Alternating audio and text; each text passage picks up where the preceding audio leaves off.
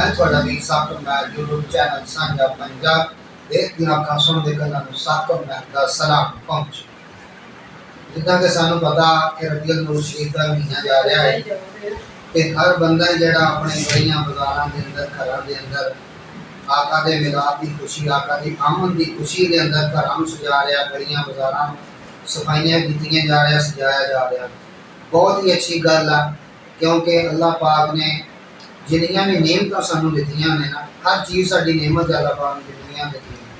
उन्हां नेमतां दे विच अल्लाह पाक ने किसी भी नेमत दे उत्ते नेमत दे के ते एहसान नहीं किया कि मैं मोमनो तुहाडे ते एहसान कीता लेकिन कुरान पाक की कायदे पाक का तर्जुमा वा कि जिहदे अंदर अल्लाह पाक ने फरमाया कि ऐ मोमनो कि मैं अपना महबूब तुहानू अता कर दिता और तुहाडे उत्ते मैं बड़ा एहसान किया इहदे विच ये पता लगदा कि किसी नू अपना महबूब दे देना जिहड़ा ना ये बहुत ही औखी गल है। अल्लाह पाक ने सानू अपना महबूब अता किया आखिर ज़मान नबी तो बड़ी गल आ कि सजाने भी चाहिए गलियां बाजार मुहल्ले खुशी होनी चाहिए लेकिन यह आ कि जिस आका की मिलाद की खुशी दे विच जिस आका दे आमद की खुशी के अंदर असीं इन्ना कुछ साल बाद करते हैं गलियां बाजार मुहल्ले सजाने हैं क्या असीं अपने दिल नूं आका की मुहब्बत के नाल सजाया है क्या असीं आका करीम अलैहिस्सलाम की जिहड़ी सीरत आ आप की जिहड़ी जिंदगी है उहदे मुताबिक जिंदगी गुजार रहे हैं असीं नारे बड़े लाउने हैं इस दिन कि गुलामी रसूल में मौत भी कबूल है कि गुलामी रसूल दे विच मैनूं तो लगदा कि जिहड़ी चीज़ मैं जजमेंट की है ना कि गुलामी रसूल के अंदर सानू मौत ही कबूल है जिंदगी पता नहीं कबूल ही नहीं है क्योंकि गुलामी रसूल के अंदर जिंदगी तो वो जिंदगी है ना कि जिहड़ी हुज़ूर अलैहिस्सलाम की गुलामी जिहड़ी जिंदगी होवे ना वो फिर जिंदगी ये दसदी आ कि नमाज पढ़ी जाए 5 वक्त की रोज़ा हज ज़कात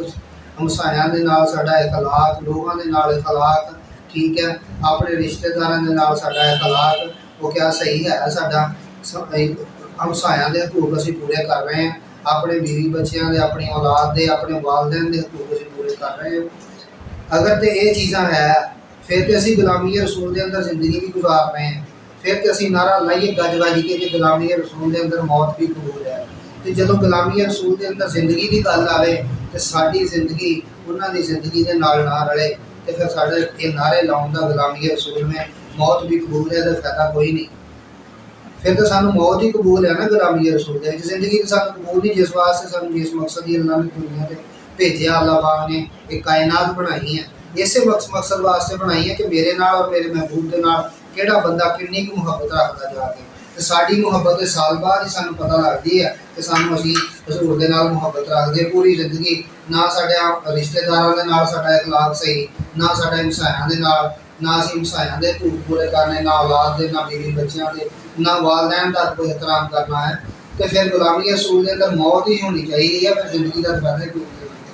जी जिस जिंदगी के अंदर ना नमाज आ ना कुरान आ ना सबक आ ना ज़कात आ ना रोज़ा वा ना साहब सीरत ने हज उमरा करना वा फिर वो बेहतर है कि मौत ही बेहतर है क्योंकि दुनिया की जिंदगी जी है ना सानू यही सबक देती है कि जिस नबी के असीं आउण दे वास्ते असीं बड़े नारे लाउने हैं बड़ी गलियां बाजार सजाउने हैं असीं अपने दिल में भी उन्होंने मुहब्बत के नाल सजा लईए ठीक है साढ़े दिलो दिमाग के अंदर भी अल्लाह ते अल्लाह के रसूल की मुहब्बत होनी चाहिए ये कि नहीं कि फोके नारे असीं एक 12 रबीउल अव्वल वाला दिन जुलूस कढ़िए तो नारे ला छड़िए बस ये जी साड़ी मुहब्बत का इजहार हो जाता मुहब्बत का इजहार वही है कि असीं अगर साढ़े को वालदैन है उसका अदब करिए एहतराम करिए वालदैन के नाल अच्छा सलूक करिए खुआ वो किसी टाइम वो भावें गलत भी हो लेकिन असीं उन्होंने अगे उफ तक भी ना करिए ठीक है ये है गुलामी रसूल वाली जिंदगी अगर ना असीं माँ बाप का एहतराम करना ना भैन भराइयां बड़े भाइयों का अपने अंदर किसी का हिजार करना ना अपने बच्चों का साडा कोई प्यार मुहब्बत आ ना अपनी असीं बीवी के हकूक पूरे करने हैं फिर फायदा साडा फिर सारे सिर्फ फोके नारे है कि फोके नारे लाने नाल कोई फायदा नहीं होंदा गलियां बाजार सजाउण नाल कोई फायदा नहीं अल्लाह के रसूल नूं साड़ियां झंडियां की साड़ियां लाइटां की जरूरत नहीं हैगी उन्होंने साडे काम की जरूरत आ उत्थे चावन की जरूरत नहीं है उत्थे काम की जरूरत आ अल्लाह के रसूल ने सानू ये नहीं जाके कल मैदान हशर करना तो सानू ये नहीं अल्लाह पाक ने कहना कि तुसीं जिहड़ा वा अपना दुनिया के उत्ते झंडियां लाइयां सी उत्थे आ काम कीते सी करो ये नहीं मैं कहता मैं इन्हां दे खिलाफ नहीं है ਨਾ ਝੰਡੀਆਂ ਦੇ ਨਾ ਲਾਈਟਾਂ ਦੇ ਕਰਨੇ ਚਾਹੀਦੇ ਨੇ, ਕਿਉਂਕਿ ਜਦੋਂ ਹਜ਼ੂਰ ਦੀ ਆਮਦ ਹੋਈ ਤੇ ਅੱਲਾਹ ਪਾਕ ਨੇ ਵੀ ਝੰਡੇ ਕੱਢੇ ਸੀ, ਕੱਲੇ ਸੀ, ਇੱਕ ਖਾਨਾ ਕਾਬਾ ਤੇ ਬੈਤੁਲ ਮੁਕੱਦਸ ਤੇ ਇੱਕ ਹਜ਼ਰਤ ਅਮਾ ਆਮਨਾ ਰਜ਼ੀ ਅੱਲਾਹ ਤਾਲਾ ਦੇ ਘਰ ਦੇ ਉੱਪਰ ਲਗਾਇਆ ਗਿਆ। ਲੇਕਿਨ ਇਹ ਆ ਕਿ ਸਾਨੂੰ ਜਿਹੜਾ ਮਕਸਦ ਦਿੱਤਾ ਗਿਆ ਉਹ ਮਕਸਦ ਨੂੰ ਵੀ ਪੂਰਾ ਕਰਨਾ। ਸਿਰਫ ਸਾਲ ਬਾਅਦ ਝੰਡੀਆਂ ਤੇ ਲਾਈਟਾਂ ਲਾ ਕੇ ਅਸੀਂ ਖੁਸ਼ ਹੋ ਜਾਂਦੇ ਕਿ ਅਸੀਂ ਬੜੀ ਮੁਹੱਬਤ ਰੱਖਦੇ ਹਾਂ, ਬਾਕੀ ਭੂਖੇ ਨੇ ਪੂਰੇ ਕਰਕੇ।